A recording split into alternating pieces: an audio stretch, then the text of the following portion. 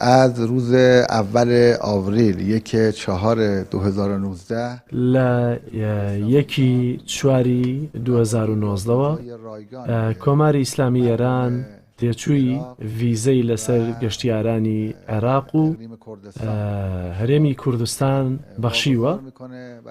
لەو ڕۆژەوە تا بە ئێستاکە بە بڕوای من ڕێژەی سەردانیکەران بۆ ئێران یانەوانی داوای ڤیزایان کردووە. ڕێژەکەیان زۆر بووە لە چاو ساڵانی ڕابردوو یا لە چاو ساڵی ڕابردوودا. ڕەنگە دوی هێندەی زیاتر لە ئێستادا داوای ڤیزایان کردبێ، گەرچی لە ئێستادا کاتی گەشت و گەڕان نییە و کاتی قوتابخانە و زانکۆ و ئیش و کارەکانە، بۆیە پێشبینی دەکەین کە لە هاوێنی ئەم ساڵ ئەو ڕێژەیە بە چەند هەزار زیاتر لە ئێستا لە ڕۆژێکدا بەرز بێتەوە. خۆشبەختانە دەوڵەتی عێراق فەرمانی کردووە بە وەزارەتی دەرەوەی خۆیان کە لە سەفارەت و قۆنسوڵخانەی خۆیان لە عێراق سەبارەت بە بەخشینی خۆڕایی ڤیزا بڕیار بدەن کە بەپێی دوایین زانیاریەکانی منیش لە دوو ڕۆژی ڕابردووتە پێدانی ڤیزەی بێ بەرامبەر بە خەڵکی ئێرانیش لەلایەن باڵیۆزخانەی عێراقەوە لە تاران دەستی پێکردووە. منم امیدوارم که این موضوع محقق بشه، اما روال منیش هیوادارم کە ئەم مۆزوعە هەرچی زووترە چارەسەر بکێ، بەڵام ڕێوشوێنی یاسایی ئەم بابەتە ینی پێویستی بە ڕێکەوتن و هەماهەنگی دوو وڵات هەیە.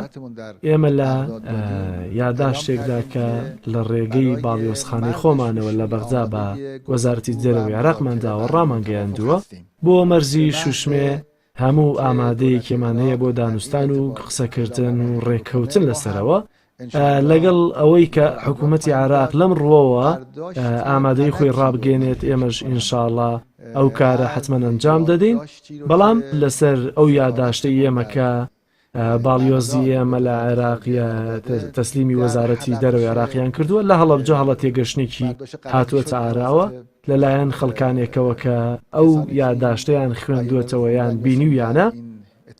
لەم نامەیەدا زۆر بەڕوونی هاتووە کە بۆ بەفەرمیکردنی ئەو سنوورانەی کە لە نێوان ئێمە و عێراقا جێگەی ڕێکەوتن هەیە، بەتایبەتی بۆ 3 سنووریان کە هەموو ڕێکەوتن و ئامادە و دانوستانێک هەیە. بەڵام سەرم سوورماوە لەوەی کە چۆن ئەم تێگەشتە لای بەشێک لە خەڵک هاتووە تاراوە کە کۆماری ئیسلامی ئێران نایەوێت مەرزی شۆشمێ بە دەوڵەتی بکات.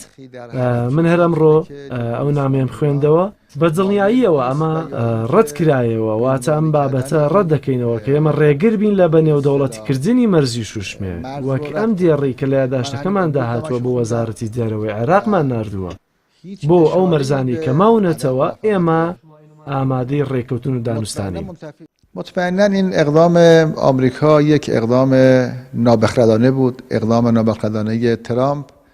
بەدڵنیاییەوە ئەم هەنگاوەی ئەمریکا هەنگاوێکی ناعاقلانە بوو، هەنگاوێکی ناعاقلانی ترامپ. بەدڵنیاییەوە کاریگەری خراپی بۆ ئەمریکا دەبێت، مەگەر ئەوان هاتوون قودسیان وەکو پایتەختێکی ئیسرائیل ناساندووە. چەند وڵات پێشوازیان لەم بڕیارە کرد. ئایا بۆ ترامپ و حکوومەتەکەی جگە لە ئابڕووچوونێکی زیاتر هیچی تر هەبوو؟ بە دڵنیاییەوە لە بەرامبەر بڕیارێکی نەعاقلانەی کە بەرامبەر سوپای پاسدارانی ئێران داویانە هەڵەیەکی گەورەیان کردووە. سەیرم لێ دێت کە وڵاتێکی بەحساب گەورە و وڵاتێکی گەورە وەکو ئەمریکا دیلی وڵاتێکی بێناسنامە و نایاسایی وەکو ئیسرائیلە. لە ڕاستیدا ترامپ هەدیەیەکی بەخشی بە ناتانیاهۆ و سەیرم لێ دێت لەوەی کە سیاسەتی دەرەوەی ئەمریکا ئەوەندە سەر کێڵانەیە و بووەتە دیلی دەستی هەندێک لە بێئاگایان و نەعاقڵەکانی سیاسەتی ناو ئەمریکا و ناوچەکە. دڵنیام کاریگەریەکی نابێت. هەموو ناوچەکە ئەزانن، هەموو جیهان ئەزانن مهمترین و گرنگترین ڕۆڵ بۆ لەناوبردنی سەرکوتکردنی داعش لە ناوچەکە کۆماری ئیسلامی ئێران بووە و کرداریان چووە ناو پرۆسەکەەوە باشترین شایەتیشی خەڵک و حزب و گروپە سیاسی و سەربازیەکانی هەرێمی کوردستانن کە لە بارودۆخێکی زۆر سەختدا کۆماری ئیسلامی ئێران بەبێ هیچ چاوەڕوانیەک چەندها لە پێناو ڕوبەڕبوونەوەی تیرۆر یارمەتی خەڵکی عێراق و هەرێمیدا. لە ئێستادا جێگەی سەرسوڕمانە کە دەبێت سەرسەختترین دوژمنی تیرۆر لە ناوچەکەدا کە پێکاتەی سوپای پاسدارانی ئێرانە ئەمریکا ئەمڕۆ بێ بە شێوەیەکی گاڵتەجاڕیانە وەکو گروپێکی تیرۆریستی بیناسیێنێت. لەم بارەیەوە بەداخین بۆیان تروریستی معرفی بکنه. از این بابت برایشون متاسفیم.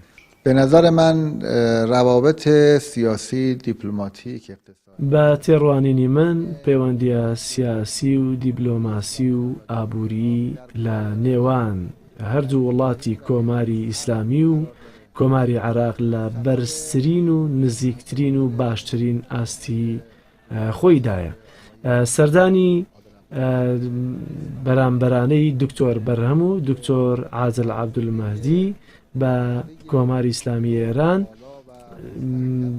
لە پێناو ئیرادەیەکی گەورە و بەرز و بەهێزی دەوڵەتی عێراق بۆ پەرەپێدانی پەیوەندیەکانیان لەگەڵ ئێران بووە.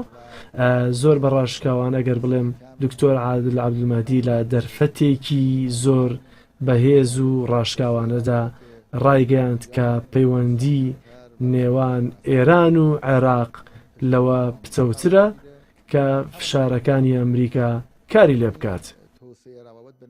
هەروەک چۆن پێشتر وتم ئەم پەیوەندیە باشە و بە سوودی خەڵکی هەردوو وڵاتە. ئێمە گەر ئەمڕۆ بتوانین هەناردەی وڵاتەکەمان بۆ عێراق گەشە پێ بدەین وە لە 6.5 ملیار بۆ 8.5 ملیار دۆلار لە 2018دا تەنها بەرز بکەینەوە و ئەو شتومەکانن کە خەڵکی عێراق پێویستیان پێیەتی و لە هیچ شوێنێکی جیهاندا ئەم جۆرە شتومەکەیان بەو کوالیتی و بەو نرخەوە دەستیان ناکەوێت، بەڵام ئێمە بۆیان پەیدا دەکەین.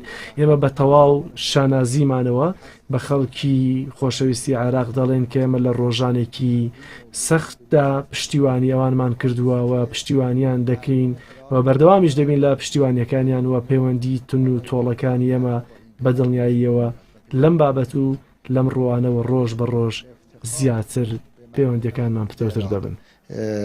عرض میکنیم که ما در روزهای سخت پشتیبان شما بودیم، هستیم و خواهیم بود و رابطه مستحکم ما مطمئناً این موضوع رو روز به روز بیشتر اثبات خواهد کرد.